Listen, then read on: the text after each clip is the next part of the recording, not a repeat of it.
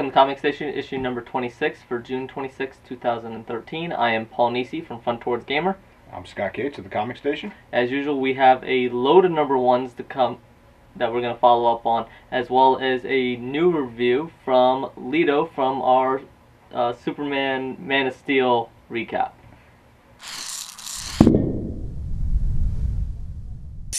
For the new releases for June 26, 2013, we're going to start right off with Batman Superman number 1 from DC Comics.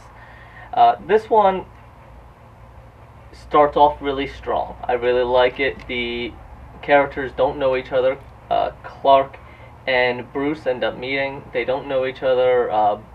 Clark is bringing some news about some Wayne Tech employees that are dying in Metropolis, and you get a little bit of a hostility coming off of the two, and I like that. That builds a little bit of character and a little bit of friction.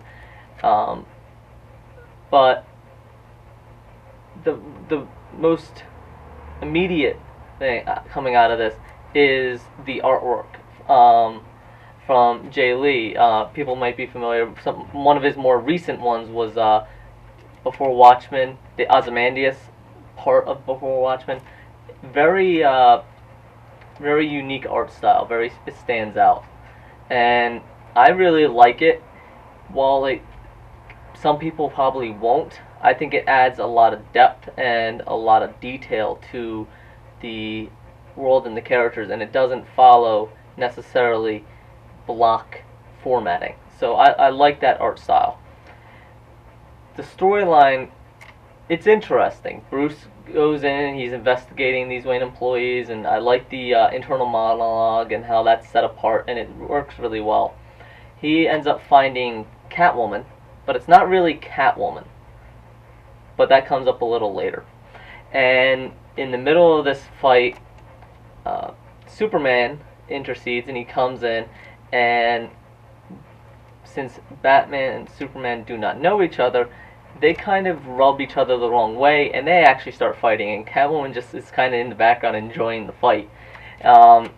It's really nice. I like the artwork. I like the fight, the artwork and the fighting and the fluidity of it, but it kind of rubs a little weird, and you find out there's some other entity that's playing a part in this, hence why Catwoman's not quite Catwoman. And where it lost me was at the end, because at the end something happens, and now that Clark Kent is sent to a Smallville where that different Bruce Wayne, different Batman, knows Superman is Clark, and start fighting. And I don't really know how much. I thought it was a really interesting idea right up until they went immediately at the end of the comic into alternate reality, and they got kind of, one went one way and one went the other, so it kind of lost me at the end. All right, I have not read it yet, guys. I will read it tomorrow. It's a follow-up on Superman Batman from not that long ago. He's got, anytime you have both of the major DC hitters in it, the sales will go well. Everybody will at least check it out. I'm a big fan of Jay Lee's art style myself. Not everyone's gonna like it. No, definitely not. It's an acquired taste. But yeah, I thought it was the best artwork in the Watchmen series. He also did the Dark Tower series. So I'm looking forward to reading it. Yeah, absolutely. So I thought it was pretty strong up until the end. So I'm a little hesitant just because of the ending. But they could recap it, and I know they do a really good job as far as holding everything together. So I'm looking forward to it, how it leads. But right now, the next one we have is from Image Comics. This is Lazarus number 1. Image is putting out a number 1? I know. Surprised. So surprising. As with Image and most of their work, the artwork is really nice. It starts immediately off where this woman named Eve is getting shot. And it's kind of weird because there's a narrator going over and very meticulously, very clean, and very kind of dully going over, gunshot 1 went in this way, exited here, blew out the lung, this, that. She ends up dying.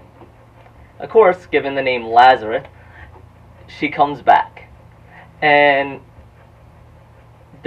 the artwork, as far as the action, the visceral, the gore, it's really beautiful. And then it's juxtaposed because that was kind of a recap of what happened, and then it's a very clean, sterile lab. So you basically find out that this world is it looks like post-apocalyptic, even though nothing was ever really mentioned.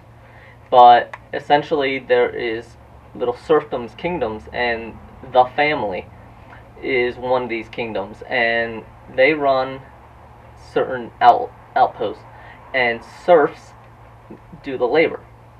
So she is one of these members of the family. And she's an enforcer. She's obviously been given some way to come back from the dead, and even though she's talking to people and her family, there's quote unquote her brother and so forth, you get this overall feeling that something just doesn't sit right. Not just with Eve, which is her name, but also with the brother, with the family, with the doctor himself. So there's a lot to be taken out of this, and going in the long run, I think the story could really benefit from a larger overarching story, and it might fit better in a volume. As of right now, I thought it was really interesting. The artwork was very nice. The beginning picked me up a little bit more, and then kind of seemed to drag, but I think that was more setup for the world herself, and you see that she's starting to get a little doubt in her. But again, I think the series would benefit more from a volume. That's just my initial impression from this first issue. Well, the only thing I'm going to say about it, at least at this point, is it's an Image #1. Run Image. out and get it. There's been a little bit of buzz about Lazarus. A lot of people had it on their pull list here at the store long before it came out. So my initial reaction is going to be it is probably going to get scarce pretty quick. So Yes. get yourself a copy. You may or may not like it, but as with all Image books, Not to judge a book by its cover, but even delving in a little bit, the artwork itself, really nice, and I think most people, when they're flipping through, that's what they're going to pay attention to, and I think it'll grab, and again, it'll sell. I like the cover. The cover's done very nicely. Yes. Finally, our last one is from Dynamite. This is another #1. This is Uncanny #1. This starts out very typical. It starts out in Singapore. This guy is recapping how basically this is the perfect city for him because he's a hustler. He goes into pool tables, or he goes into poker tables, and he hustles them. He starts to lose, and then all of a sudden he flips it and he wins big. And you find out that basically he does this by using a gift. His gift is touching someone and immediately then knowing everything about them, knowing their secrets, knowing their skills. So if you're really good at poker, he touches you, now he's really good at poker. It does wear off. But so he's been using this, and he even says to himself he's getting a little stale. He's been in Singapore for about a year now. Of course, somehow his luck fails him, his gift fails him, and he loses. He loses big time. So he runs, he gets chased, he runs again, he gets chased. He uses his power at one point to take out a bodyguard, steal his ability to fight, so forth. It's very interesting topic, very interesting plot line. The artwork is very nice. I really like some of the setting for Singapore and such. But really, the biggest thing about this is it sets up a lot of mysteries, because at the end, he's saved by a woman. This woman, you see her a little bit during his losing streak. So what role does she have to play? What role does she have to play in the future? She seems to know what his gift is. She says to keep your hands off me, because his power is by touch. And you don't know how, if any way, that his power has been negated. So it really ends up being a good mystery.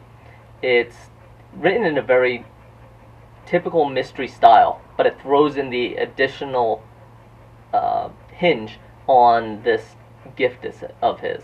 So if you like a good mystery, but you like a little sci-fi thrown in, this is a good little match. It seems to follow along what is current with Dynamite. Dynamite is putting out quality books that are all probably not modern day style books, a little more noirish types. I think the storyline is noirish, but the art style and the presentation is more modern. Yeah, than some of their more recent stuff. But their stuff is good. You know, it's another one. Dynamite is on that. They might not be even quite second level publishers yet, but they're putting out quality work. I'm interested in this one. Again, I might pick this up in a volume just to see how the mystery unfolds. I know me, myself, I like to devour in one sitting, usually, these kind of mysteries. So, that's my opinion of it. Go check it out for yourself, though. Alright, coming up next is a review by Lido and a recommendation. Our review this week is brought to you by Lido Giovacchini. He was actually in our recap of the Man of Steel movie. If you haven't seen it, go check it out. But he did his first review for Front Towards Gamer, which is Hoax Hunters Case Files #1 by Image Comics. This is a offshoot of the Hoax Hunters series. For people that don't know, it follows a group of 4 quirky different members of this reality show TV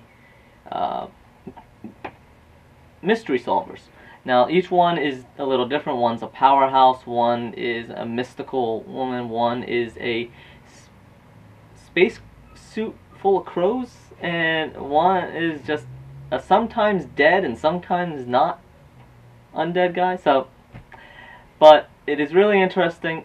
Lido seemed to really like it, as far as he wasn't aware of the series as well, and from reading this, he said that it poses that the characters they pose as a reality show host, that they're looking for paranormal activity, but in reality they are hunters and they are covering up this activity and then filming it as if, oh yeah, look, guy under a mask kind of stuff. So he says it's really interesting. There's a signature sense of humor that permeates the whole series. There's a lot of crazy antics, a lot of crazy situations, and the best of these short stories that compose case files, the best of these really take that humor and use them to the benefit of the characters. Unfortunately, out of the 7, really 6 in one short story, out of the 7 stories, it's really literally hit or miss. Almost every other one is really good, and the next one's kind of lacking. So 4 out of 3 are pretty good. Like I said, the best ones that really hit that sense of humor and the characters and the quirkiness of them. The unfortunate end is the ones that just somehow miss the mark on that humor, and they maybe go a little too crazy without grounding it. So Lido quoted from his review, overall Hoax Hunters is enjoyable in a 2 out of 3 ain't bad kind of way.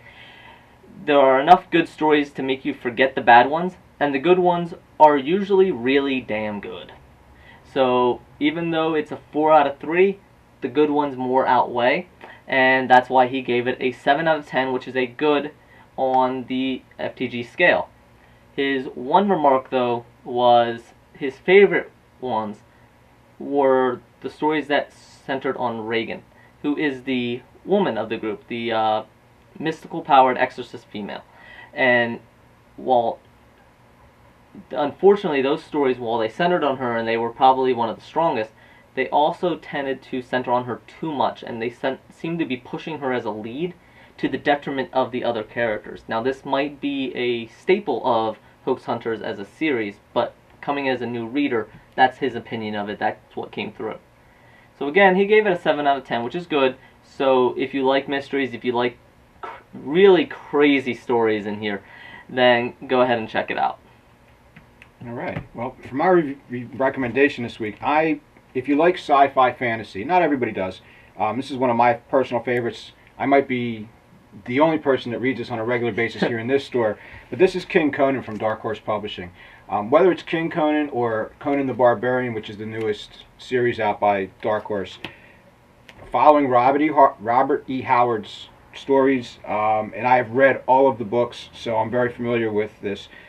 These are fantastic comics. It takes you away, gives you, you got barbarians swinging broadswords, you've got cleaved skulls, you've got scantily clad women, you've got drunken ale drinking. I mean, I don't know what more anybody could want. The artwork varies from book to book. For the most part, it is good, and the stories are well told. Truman, who's the writer, just does a great job, and he does both Conan books. If you're looking for something different, once again, get out there and check it out. Dark Horse quality on everything they do. This is no exception. I like Conan. I'm maybe one of the few people that actually like the movie Conan too, so it's definitely one to check out. Thank you again for joining us for Comic Station. This has been issue number 26 for June 26, 2013. As always, feel free to leave comments. Let us know, did we miss anything? Anything that you're excited about, let us know. We'll be happy to give a little review or preview as much as we can. And again, we will see you next week. See ya.